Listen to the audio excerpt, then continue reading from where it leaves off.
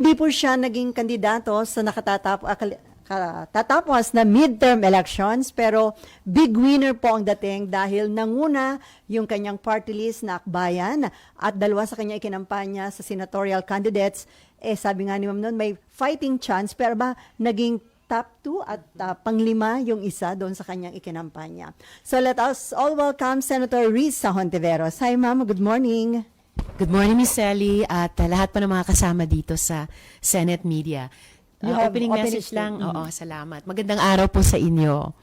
Bago ang lahat, taus-pusong pasasalamat sa 2.77 milyong Pilipino na sumuporta sa Akbayan Party List at nagdala kina Rep. Chel Jokno, Rep. Percy Sandanya at Rep. Dada Kiram Ismula sa House of Representatives.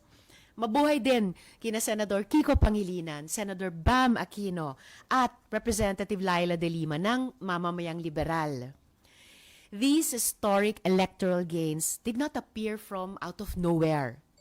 With Akbayan's grassroots network of campaign staff and volunteers, we worked hard to listen and connect with every corner of our nation. Our daily social media posts and trending videos from our influencer supporters expanded Akbayan's reach, especially to young voters. Kasama ng mga tagumpay, maraming aral ang hatid nitong nakaraang eleksyon. We will try to learn and apply these lessons in the years to come. Ngayon, balik trabaho tayo dito sa Senado. The 19th Congress is not over just yet, and there is a short but sufficient period to pass important legislation. Isa sa nais nating maihabol ay ang amendment sa Safe Spaces Act na layong magpalakas sa proteksyon sa kababaihan at kabataan lalo na sa digital sphere. We will also do our best to wrap up our ongoing legislative hearings and investigations such as those related to the lingering threat of POGO and scam hubs in our country. At syempre, ifa-follow up po natin ang kailangang aksyon ng Senado para agarang mapababa ang presyo ng kuryente at mapaganda ang serbisyo ng tubig sa maraming bahagi ng ating bansa. Ngayong tapos na ang halalan, sana ay mas tutukan na natin ang mga pangunahing problema ng ating bansa at ang idinadaing ng ating mga kababayan. Marami pong salamat. Ma'am, ngayong na-elect si Senator Bam Aquino at Senator Kiko Pangilinan, ano ang inaasahan natin sa 20th Congress? Bukod sa dalawa, may madadagdag pa kaya sa opposition, sa minority bloc sa 20th Congress? Kung may madadagdag sa kasalukuyang minority bloc, edi baka pwede na kaming mag-vie para sa minority bloc sa 20th Congress din. Pero magiging interesante talaga ang pag-organisa ng Senado. Bukod po sa amin, ni na Senator Kiko at Senator Bam, baka may iba pang mga colleagues dito sa Senado na mag-vie, hindi lamang syempre para sa Senate President, pero pati para sa minority bloc.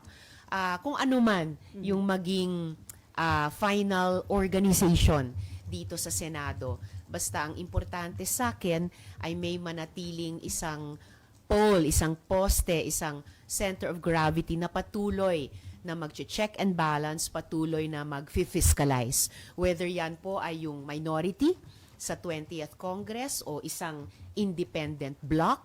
At yun po yung mga pinag-uusapan namin ni na Senator Kiko at Senator Bam mula nung nakaraang taon. And work in progress pa rin po yun kung ano yung magiging decision po namin and final shape namin dito sa Senado. Ma'am, yung Duterte bloc, kini-claim din nila na opposition sila. So, ano po yun? Magkakakaya ng dalawang klase ng opposition sa Senate? Magandang tanong yon. Kung sinasabi nilang opposition sila, senyales na naghahanda silang mag-vie para maging minority bloc or minority dito sa Senado. Kung makukuha nila yung label ng minority, may option pa rin po ako or kami kung magdesisyon po kami na isang independent bloc na magpapatuloy talaga sa pag-check and balance, magpapatuloy sa pag-fiscalize, at pati sa labas ng Senado, magpapatuloy sa pagbubuo ng oposisyon. pareho sa Duterte at kina Presidente. So malabo magsama itong genuine opposition at saka itong Duterte Black na nag-claim na opposition na rin po sila.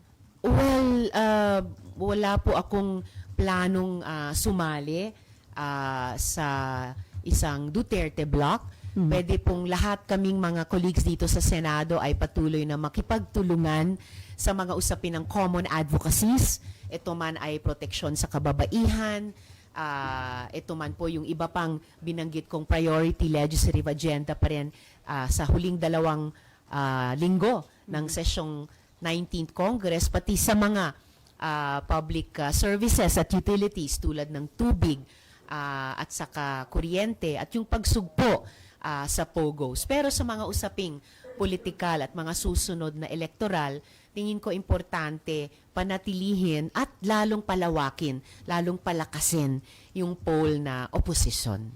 Sa Senate presidency, meron ka bang balita, ma'am? May mga nag-a-aspire na ba na nakikipag-communicate sa inyo para kuhanin ng suporta? Wala pa naman po. Well, yung mga nababalitaan ko ay pareho sa mga nababalitaan ninyo at ibinabalita rin ninyo sa amin at sa ating lahat. And of course, that will be a matter for the majority to decide. Okay, RG. Ma'am, would you be interested in the minority leadership? Ikaw mismo yung mag-minority leader.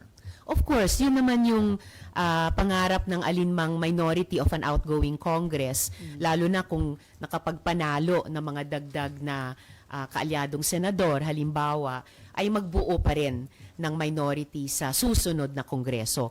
But as in everything sa pag-organize ng Senate, it's a matter of numbers. So kung, ayun, itutukoy ng majority yung Senate President, posible na yung ibang bloke na may susunod na pinakamalaking bilang ng miyembro ay i-claim nila yung minority. Kahit ganun ang mangyari, may plan B pa rin naman ako, which is the independent bloc. Ma'am, you're totally ruling out joining the majority. Para sa akin, sapat na yung nakaraang 9 na taon. Marami-rami ang napagtulungan sa mga miyembro ng majority. Depende sa mga advocacies. Maraming happy bills na itinawag. Maraming investigasyon din. Maraming budget interventions. Pero para sa akin, para maging consistent sa nakaraang 9 na taon at lalong maging consistent sa mga susunod na taon hanggang 2028, 2034, 2040, importanteng manatiling consistent na hindi sumali sa majority, lalo na kung hindi naman ako kaalyado ng administrasyon, at mag-provide ng alternative pole or center of gravity para sa mga opposition and in the other independent forces, pati sa labas ng Senado.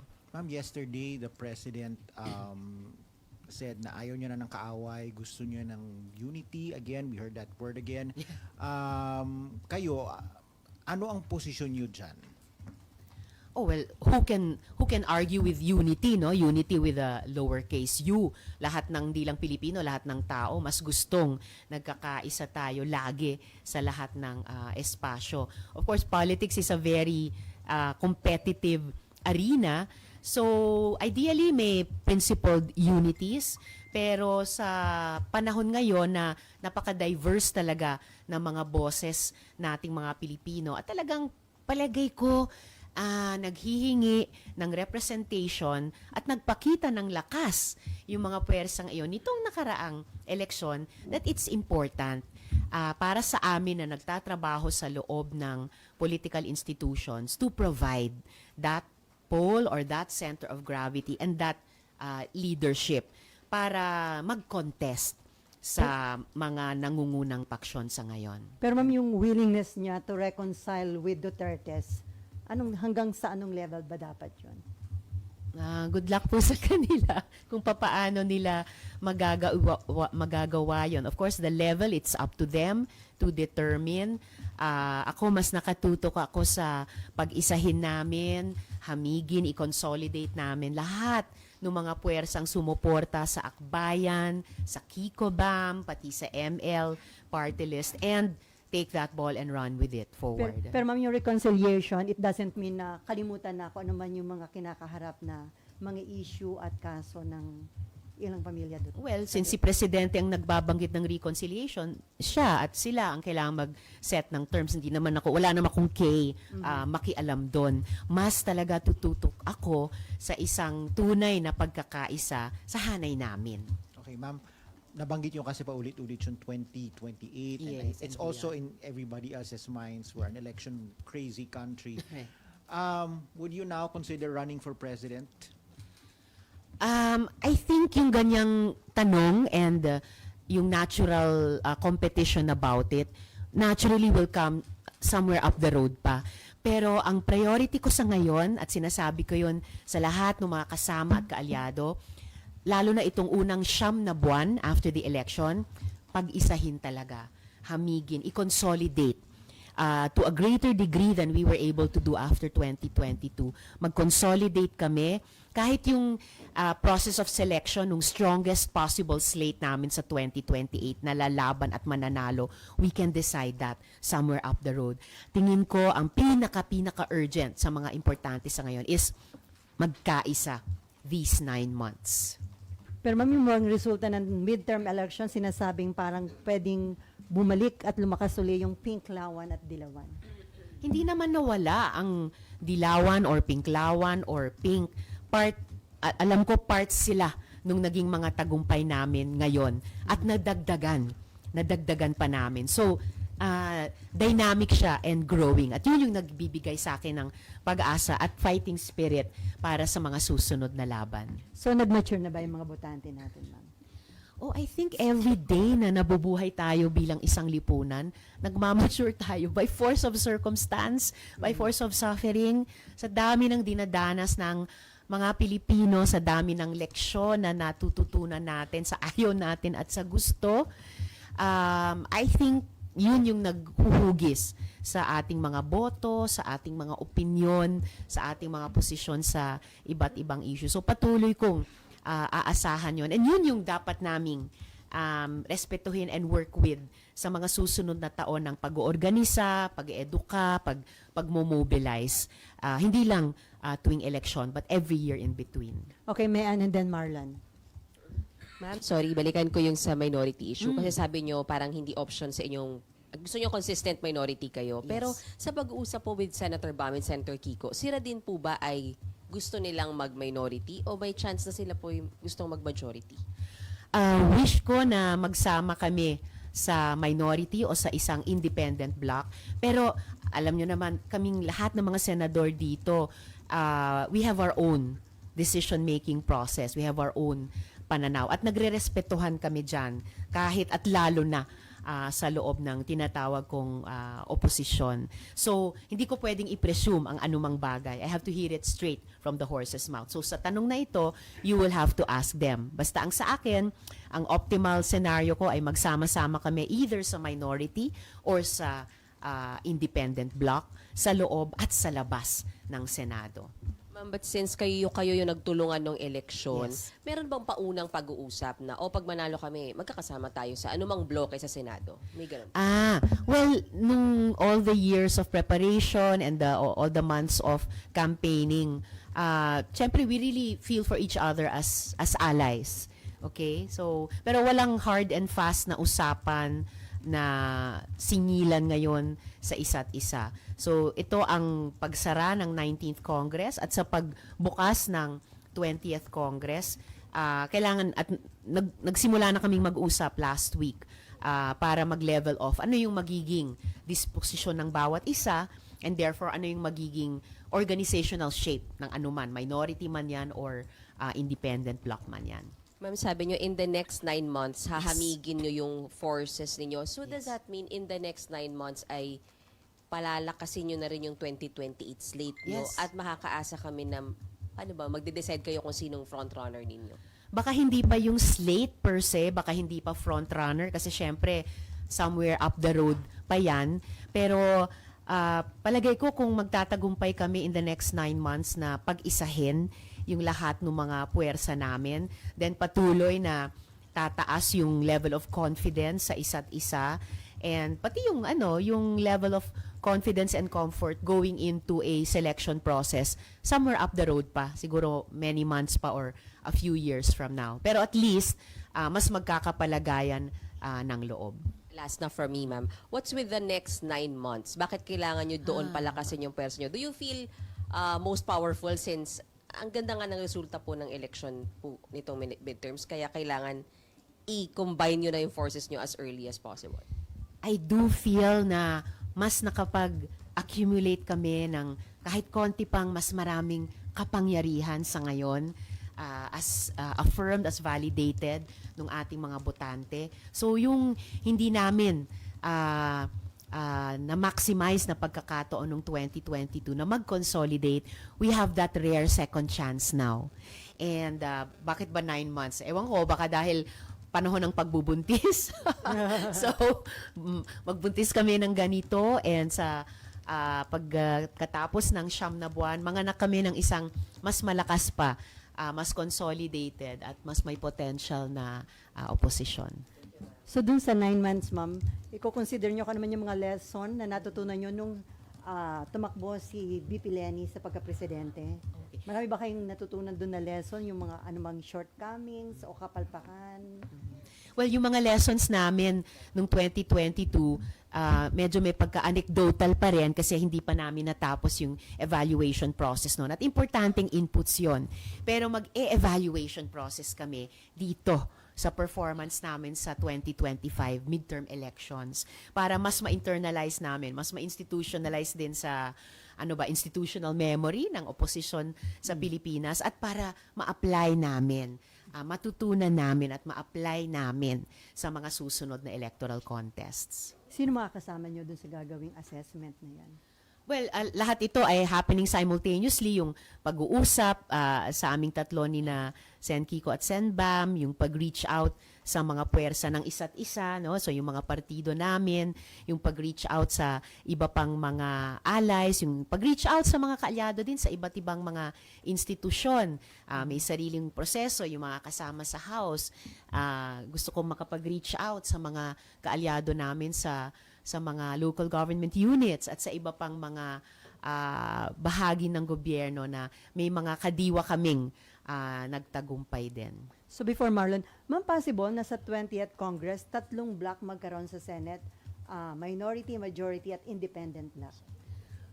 Posibleng-posible or highly probable or sigurado. Kasi kahit siguradong may mabubuong majority, siguradong may mabubuong minority, at least those two. So, yun sigurado. And probable, kung ibang bloke ang makakuha ng title ng minority, magi-independent. Magkakaroon talaga ng independent block. Okay, Marlon. Ma'am, balikan ko lang yung tanong ni RG kanina. So, open po kayo or you're considering the possibility na kayo yung maging standard bearer ng liberal progressives sa 2028? Alternative doon sa Duterte at kung sino man yung susuportahan ni Presidente Marcos? There will certainly be a progressive or reformist alternative. So may at least third slate, may at least third candidate. Hindi ko pa talaga alam kung sino-sino iyon. Kasi magiging bahagi yon ng selection process na I'm hoping madesenyo namin after the first 9 months ng pag-unify ng mga puwersa namin. But you're open to that possibility na kayo yon and you're not saying no? I'm not saying no. I'm open to all possibilities at yun yung hinihingi ko din sa lahat na mga kasama sa opposition or independent bloc na maging bukas kami sa lahat ng possibilities at sa isa't isa, alang-alang sa opposition at alang-alang sa ating mga kababayan. Will you also be open to cooperating and coordinating with other political blocs na anti-Duterte, anti-Marcos? For example, yung mga NDs or yung iba pang independent na politiko? May experience na kami working together with other blocs sa Democratic Left and may mga sections na nandun na sa hanay ng sumuporta sa Kiko Bam, Akbayan, ML, etc. na meron na ring historic working relationships with other forces beyond yung nakasanayan naming Dem Left. So, let's see kung papaano mag-evolve yung confidence building process. Basta dito sa first 9 months, unification muna dun sa mga magkatrabaho nitong kampanya at saka yung may historic working relationships na and yung that level of confidence and trust in each other. Pag nagawa namin yung homework na yon, yun yung solid core from which we can further expand or explore. Ma'am, considering yung naging result ng midterm election, sa tingin niyo naghahanap na ng alternative ang publiko? Naapagod na ba sila sa mga political bickerings, yung mga bangayan?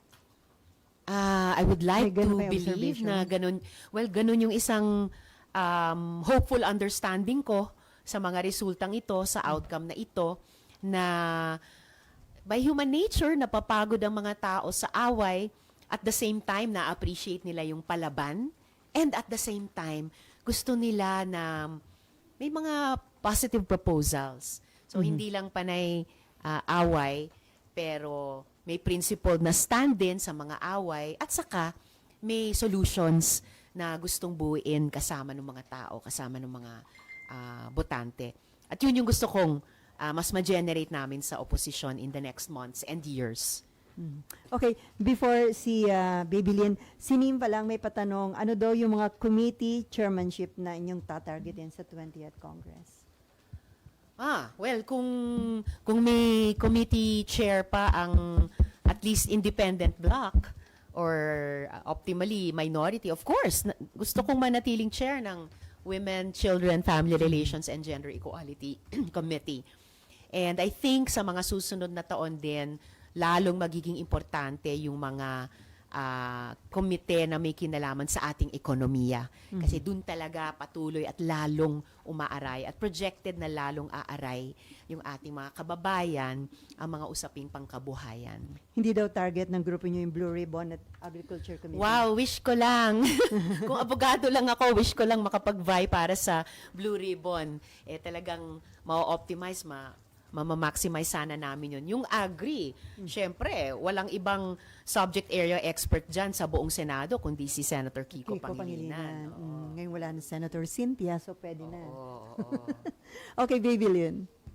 Good morning, Senator Risa. Good morning, Sally. I would just like to know how you would define minority.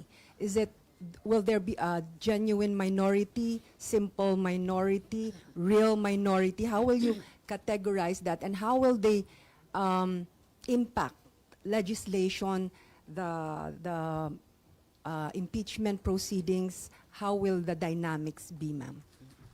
Salamat. The dynamics have always been interesting. We can look back on many precedents ng genuine or real minority. Modesty aside, yung minority kami sa ilalim ni Senator Frank, nung 6 kami, nung 17th Congress, naging 4 kami, nung 18th Congress, still under Senator Frank. And I'm very happy sa nakaraang 3 taon namin bilang minority ni Minority Leader Senator Coco Pimentel, kung saan tulad ng mga nakaraang minorities, nakapagtala din kami ng ilang mga tagumpay by leveraging our small number, by taking sharp positions on issues. So itong papasok na 20th Congress, of course, minority naman at the basic level defined yan numerically. Kung sino yung nag-vie para sa Senate President pero natalo, that's one path, would take the minority leadership. Nababalitaan natin, merong ding bloke ngayon na posibleng mag-vie for minority leadership by simple fact of their having the possibly second biggest number as of now. Siyempre, lahat ng mga numbers na yun will be made of record on the floor only during the election.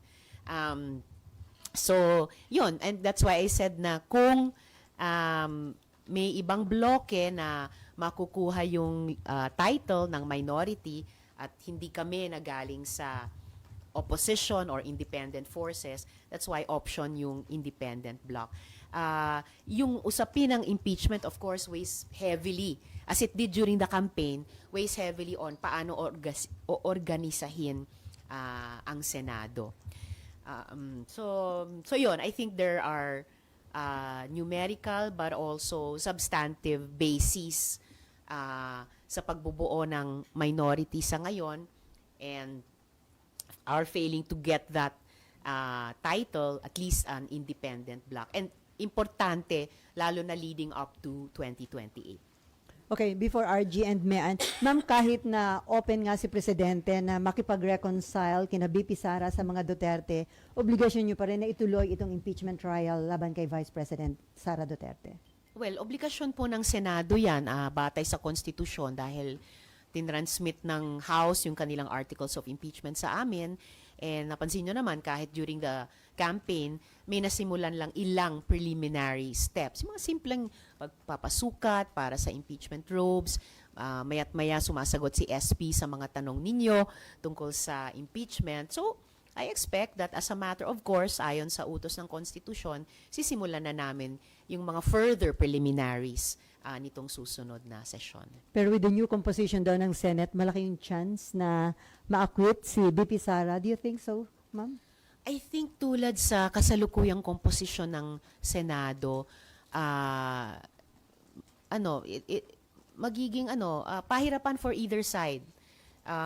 Ipaglalaban ang bawat boto because we have yet to hear even the first piece of evidence. At doon naman kami babatay at dapat bumatay. Bilang senator judges na exercising neutrality, we have yet to hear the first voice of the first prosecutor to present the first evidence on the first article of impeachment. So kumbaga, nasa genesis pa lang tayo. So kahit it is a political process, you're hoping na ibase ng mga kasamahan nyo yung kanilang boto, depende sa ebidensya na may pipresenta, ma'am. Yun yung dinedemand ng Constitution sa amin. And sa Senate, we always presume good faith on the part of each other. So yung ugali ko, yun din yung inaasahan ko sa mga colleagues. Okay, RG, and then si ano pa pala, sorry. Mab first, si Mab muna, Mab. Kanina pa nga pala si Mab, sorry. Ma'am, going back lang po dun sa Senate presidency, meron na po bang kumausap sa grupo ninyo? Because we have heard na Senator Cheese and former Senator Tito Soto actually talked to some groups daw po. They haven't talked to us as a group. Or even individually. They haven't talked to me individually. Text message, ma'am. Wala ring text message. Kaya At most. Ma'am, yan Pero take note, ang minority, kahit pag hindi kinakausap, nagsasalita. Ma'am, linawin ko lang po, kasi di ba when we talk about blocks, usually parang, okay, pare-pareho tayo ng boto. Would it be the same for you and your group? On bills and what? Yes. Well, sa karanasan ko sa nakaraang tatlong minorities, kanya-kanyang boto pa rin. But of course, we talk. May kumbinsihan or minsan, ang best case scenarios may usapan na, pare-pareho naman ang pananaw natin, so pare-pareho ang aming mga boto. But as you have observed, may mga pagkakataon din na may divergences. And it would be the same during the impeachment trial? Each senator judge, of course, has to cast his or her vote. Ang pine-presume ko lang ay unanimity sa disposition, sa ugali na neutral senator judges voting on the basis of the evidence presented. Okay, and then Raymond, RG, and then Mean, and Danielle. Sige. Morning, Senator. Balikan ko lang yung consolidation of forces. Considering yung nangyari during the previous administration at saka itong early part ng Marcos administration, paano natin ika-categorize sino yung dapat na kasama dito sa grupo na balak ninyong buuin supposed to stand before the 2028 election? Naniniwala ako dun sa sining Field of Dreams na if you build it, they will come. May mga unities na presumed among yung mga puwersa na nagsama-sama sa kampanyang ito at pinagtagumpay yung mga partido at yung mga senador namin. Siguro in the next 9 months, helpful process, i-articulate namin ano-ano ba yung mga yon.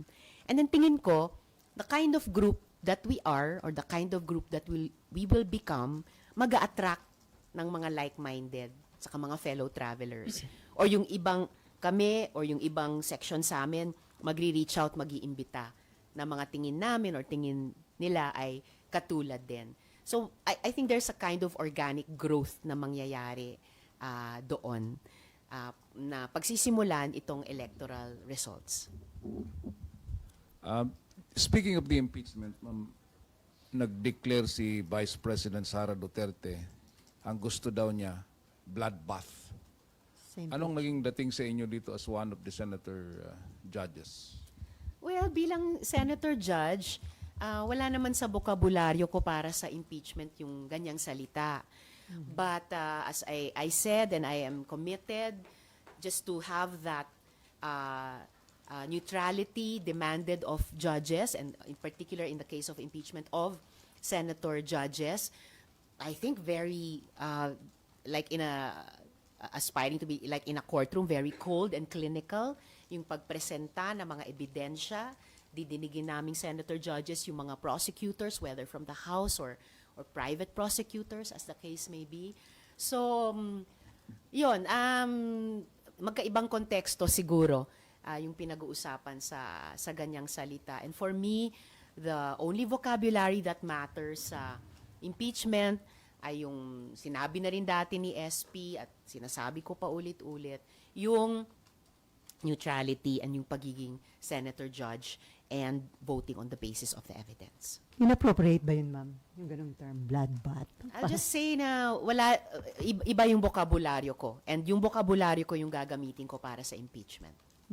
Okay, RG, Mayan, and then Danielle. Ma'am, what is your message to those who would take for granted that you are a sure convict vote, given your past history with the Vice President, given your position against the Dutertes, given the fact that many of your allies are pro-impeachment, and given the the possibility of having you or someone from your side of the political divide face off with her in the 2028 presidential election? So, ang message ko lang ay yung katulad nung sinasagot ko paulit-ulit, basta impeachment. Neutrality of a senator judge, judging on the basis of the evidence. Ganun lang. Na-distill na to its essence. And that's it. That's my message even to anyone, even to her. Mamaiba lang ako ng konti. Yeah. Anong prospects ng divorce bill in the 20th Congress? Yeah. That's my only question. Okay. O yun, pag hindi pa rin mabigyang daan yung continuation of second reading, interpellation, kasi pending na siya. Na-interpellate na twice ng mga colleagues ko ang dissolution of marriage bill. We will refile in the 20th. We will simply refile. That's my commitment. Okay, before Mayan, ma'am, dahil dun sa mga naging issue sa 2025 national budget, according to Malacanang, si Presidente plano na talagang personally i-monitor yung magiging process sa proposed 2026 budget, and willing daw siyang umupo kahit sa BICAM. Your comment on that, ma'am? Kahit willing si Presidente, he cannot. He should not. Hindi pinapayagan niya ng konstitusyon. The power of the purse is wielded by Congress and Congress alone, not the executive, not any member of the executive, not even the chief executive. Sapat na yung executive ay magpadala ng national expenditure program sa House. From then on, it is in the legislature's hands and in our hands alone. Paglabas sa BICAM na 2 panel lang ang uupo, sakalang magkakapapel ulit ang Office of the President to either sign or line item veto. Kung as observer, not allowed din, ma'am? Walang papel ang Presidente bilang observer sa BICAM, sa Konstitusyon. Pag ipinilit yan, baka magkaroon pa sila ng problema. Encroachment yun sa inyong power of the purse, ma'am. Baka kasuhan sila or, di ba? I mean, di pa nga out of the woods dun sa mga inireklamo sa kasalukuyang budget namin, 2025. Magdadagdag pa ba sila ng problema sa 2026 budget nila? It's their call. But I think it's wrong. So ano na lang yung dapat gawin para hindi na maulit yung mga nagiging controversy sa approval ng national budget, like dun sa nangyari sa 2025 budget? So, iniintay ko yung magiging desisyon ng Korte Suprema sa inihain ng kaso. May mga proposed reforms, budget reforms na magaganda na inihain, halimbawa ni Senator Ping Lacson. maraming long-standing proposals sa budget reforms, yung mga budget reform advocates, na yun ang mas unahin dapat naming i-consider at isagawa kaysa papasukin si Presidente sa BICAM. Okay, Mean. Ma'am, actually yung sa bloodbath din yung tanong ko. So, kayo po muna, how are you preparing or prepared na po ba kayo to be a senator judge for the upcoming impeachment? I am preparing with my Legis team. We will be consulting with some additional colleagues of theirs from the legal profession. Paano talaga mag-engage ng matalas at epektibo sa impeachment process. Yung sinasabi ni VP Sara na gusto niya or expecting siya ng bloodbath, are you also expecting na matindi yung bakbakan pagdating ng impeachment trial? Especially because no less than Attorney De Lima po ay isa sa mga prosecutors at isang lawyer.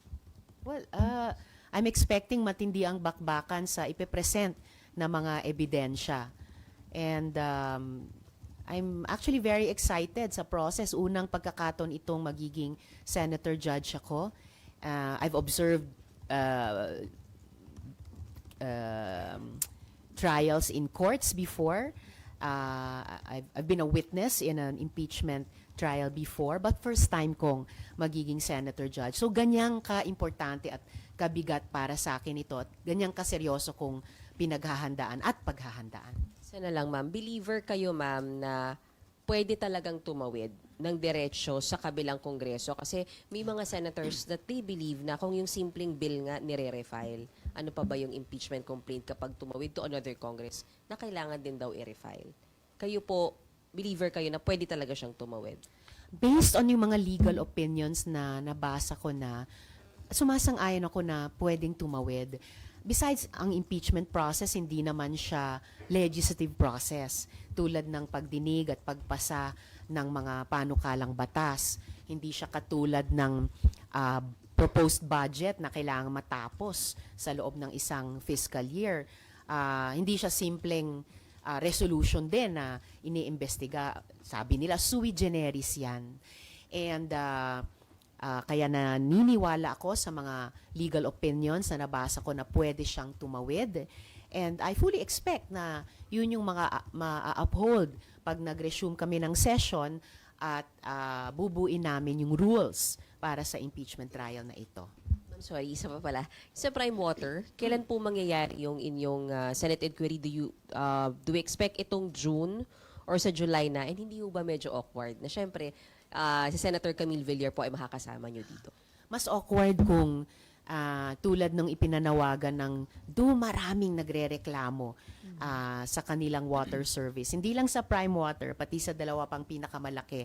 Unfortunately, pinakamaraming reklamo dumating sa media at sa opisina ko on Prime. Mas awkward kung hindi kumilos ang Senate doon. So, pag-resume namin sa Hunyo, inaasahan kong ma-refer siya sa proper committee and like every other resolution, ifo-follow up ko sa chair na ma-schedule nila ng pagdinig. Kahit isang hearing lang muna ngayong patapos na 19th Congress. So, Committee on Public Services, ma'am, headed by Senator Raffy Tulfo. Yes, hiniling ng resolution ko sa Committee on Public Services ito i-refer.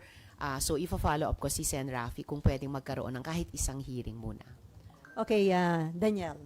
Hi ma'am, 2 questions lang po. Ma'am, yung sa composition po ng 20th Congress, nakikita nyo ba na mas may chance na yung mga sabihin natin yung medyo controversial na bill like yung SOGI bill tsaka yung anti-teenage pregnancy? I really hope na the 20th Congress will finally be, magiging 10th Congress na yata yan na i-refile ang SOGI Equality Bill will finally be the Congress to pass the SOGI Equality Bill into law. And gayon din yung teenage pregnancy prevention bill. Dahil nananatiling national emergency yan, social emergency yan. Fake news lang kasi yung comprehensive sexuality education. Pero it really deserves to be passed alang-alang sa ating mga teenagers, sa ating mga teenage parents, at lahat pa ng mga stakeholders na sumusuporta sa ating mga teenagers. Ma'am, may we get your comment lang din po. Yung DOJ naghahanda na raw po ng documents para dun sa Interpol, para po kay Harry Roque. Opo. So that was good news na natanggap na hihingiin nila sa Interpol mag-issue ng red notice.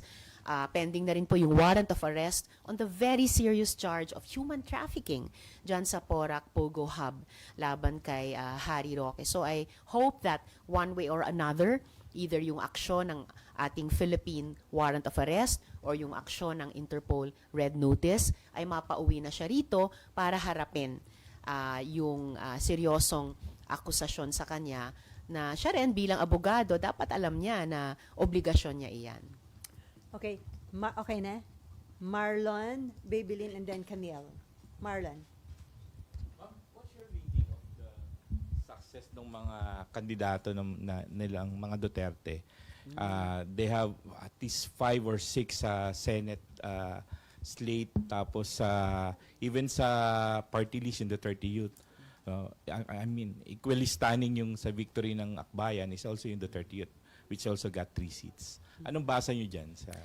So ang pwede lang nating basahin dyan ay may base talaga sila. May suporta talaga sila sa mga botante. So that remains an important part ng populasyon natin at ng voting population natin na patuloy na kailangang i-engage. But do you acknowledge that a large part of their victory is dahil dun sa nangyari kay former president, yung pagkaka-arrest, ang pagkalipat niya sa dahig, and then yung impeachment kay BP Sara? Oo.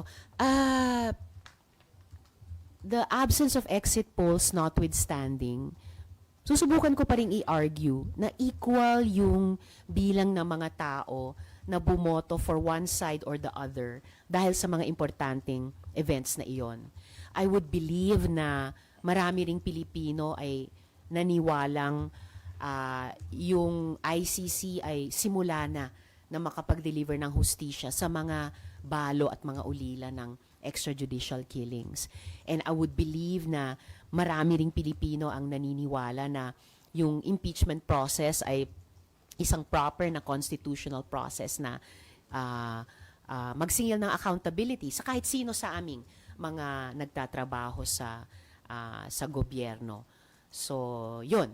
And having said that, I recognize na may suporta at may base talaga sa ating populasyon. Oo, yung mga nanalong senador sa hanay nila. And how will that affect your preparations po to 2028 and your efforts to consolidate the forces of liberal progressives? Ang influence niyan sa akin is that first of all, kailangan patuloy na mag-engage. Never na putulin yung komunikasyon, never na putulin yung engagement, even on some difficult issues. And nabanggit natin kanina yung ekonomiya. Tingin ko pa rin, as I think shared with you after 2022, sino man ang binoto na presidente noong 2022, sino-sino man ang binotong mga senador, lahat ng mga Pilipino ay umaaray, lalo na sa mga economic issues.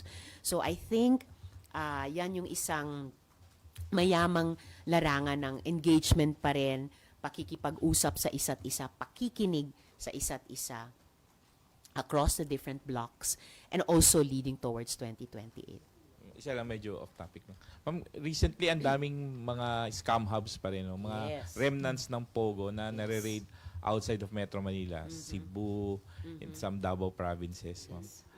Are you alarmed na may mga ganyan pa rin na despite yung paulit-ulit din na warning coming from the President and PAOK regarding these elements? Oo, nakaka-alarm talaga. And we raised that warning sa simula pa lang. Katapusan nung nakaraang taon, meron ng Pogo ban na in-announce nung SONA. May pending kami dito sa Senate na anti-Pogo law na pinapanawagan ko kay Presidente, i-certify as urgent or suportahan. May EO na in-issue ang Malacanang na kailangan pang kupletong i-correct. And yung ating mga law enforcement agencies, patuloy dapat na i-enforce yung mga iyan. But we've seen yung mga warnings, nagkakatotoo talaga na nagsusubok mag-disguise lang yung mga Pogo, nag-break up into smaller units, nagtatago sa likod ng mga, or sa loob ng mga legit na korporasyon na may mga business permits, nagtatago sa loob ng BPOs, jeopardizing even yung malaking economic contribution ng mga BPO sa ating mga ekonomiya at sa mga pamilyang Pilipino. Yung mga pogo hubs at scam hubs tulad ng mga nasa labas ng bansa kung saan patuloy na nire-recruit under false pretenses at human traffic yung mga kababayan natin, kaya patuloy pa rin nangangailangan ng rescue. Yung mga pogo hubs at scam hubs dito sa Pilipinas, ayan, ang titigas pa rin ng ulo, di ba? So, ibig sabihin, we have to do more. Yes, in terms of policy making, but we have to do even more in terms of law enforcement. At hindi napuputol yung links nun, probable or established, sa espionage, sa foreign malign operations. Dahil paulit-ulit na lumalabas, halimbawa yung pangalan ni Lee Duan Wang at yung mga associates niya, yung kanyang Nine Dynasty at yung mga sister companies niya, hanggang sa huli ng mga pogo and scam hub raids, hanggang sa huli yung terribleng kaso ng kidnapping and killing kina Anson Ke at yung kawawang driver niya. So, patuloy na lumalabas yung interconnectedness ng lahat ng mga problema ito. Even yung presence ng China sa ating telecoms industry. At wag nating kalimutan sa ating energy sector na maya't maya lumalabas pa rin yung mga pangalang ito ng mga individual at yung mga corporate entities nila. So, hindi pa tapos ang laban by any means. So yung approval, ma'am, ng proposed bill banning Pogo, kailangan yon before matapos ang 19th Congress? Ay nako, kung kaya pa naming magawa yon bago matapos ang 19th Congress, napakabuting gawain yon on our part. Isa yun sa na-mention ni Senate President Escudero na target nyo na ma-approve before na matapos ang 19th Congress. Very good. I support SB on that. Okay, may patanong lang si Nympha. Sa legalities and realm of possibilities, pwede ba na ipadismiss na daw yung impeachment case against BP Sara o mandated kayo na mag-trial?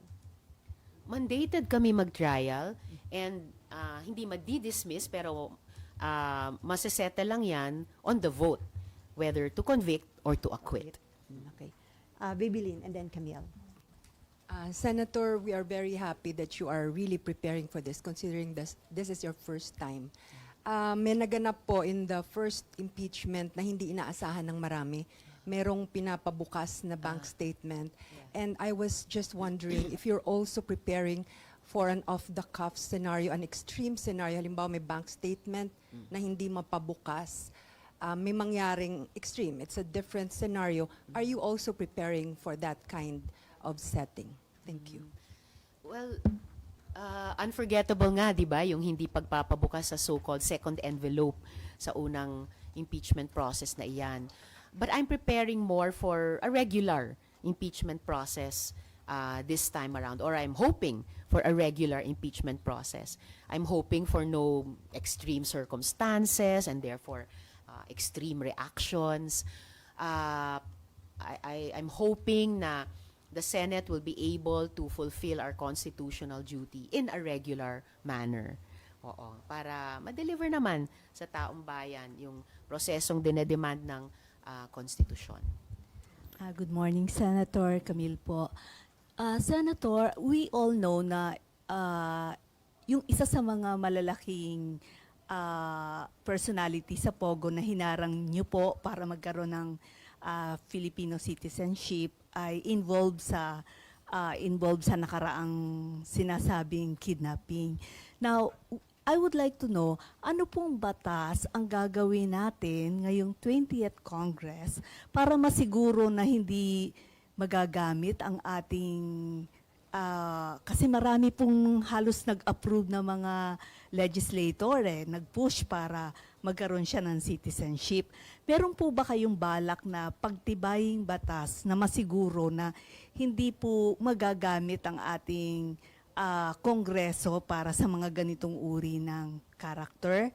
And second question po, since this is related to treason, may balak po ba kayong mas palakasin at bigyan ng focus ang batas sa treason? Lalo pa marami pong nagsasabi na napakarami na pong forces ang China na ginagamit para sa atin regarding this thing? I think hiwala yung usapin ng treason dito sa kaso ni Lee Duan Wang. Pero talagang nasabi ko na at nasabi na ng ilang mga colleagues, kailangan i-update halimbawa natin yung anti-espionage law. Keeping in mind yung napaka-threatening sa atin sa ngayon nung mga at least dalawang national defense or national intelligence law ng China na mukhang ginagamit niya laban sa atin. Kailangan din nating i-update yung usapin ng treason na mag-a-apply din ba siya at paano din ba siya mag-a-apply, hindi lang during times of war, na yun yung konteksto niya sa ngayon, but also during so-called peacetime tulad ngayon. So hiwalay po yun, pero importante din. And then dito sa usapin ni Lee Duan Wang, I don't think na kailangan naman namin maghain ng bagong panukalang batas para hindi maulit yung sitwasyong iyan. Patuloy lang dapat kami sa Kongreso mag-exercise ng due diligence at kapag sa aming pananaliksik may nakita kaming red flags or lalo na maraming red flags ay i-decelerate namin or tigilin yung proseso ng pagbibigay ng citizenship sa ganyang kaduda-dudang klasing tao. Outside the Congress, mabuti may proseso pa ng veto na in this case, in-appreciate ko, in-exercise ng executive ni Presidente. And actually sa lahat naman ng mga naunang citizenship bills, actually sumuporta ako kasi regular naman no? So sana, wag naman sana, pero kung magkaroon pa ng isang kaduda-dudang citizenship bill, ay hindi na kailanganin yung action ng executive. Mapigilan na namin dito pa lang sa Kongreso. Ma'am, considering yung mga challenges at mga developments globally, ano sa tingin niyo ang dapat maging priority ng Senate sa 20th Congress?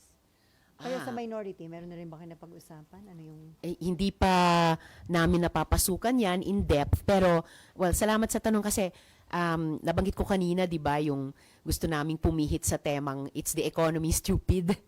Talagang nitong huli, nawindang yung buong mundo, pati bansa natin, pati rehiyon ng ASEAN, sa mga tariffs, bagamat sinuspinde at bahagyang inatras ng Estados Unidos. So I think that presents challenges not just to us nationally, itatanong ko pa nga sa executive sana noon, ano bang plano nyo dyan? Kasi nagsisimula na rin kaming magbuo ng mga legislative proposals kaugnay ng ating tariff system dito sa Pilipinas. But I think yung recent trauma na yan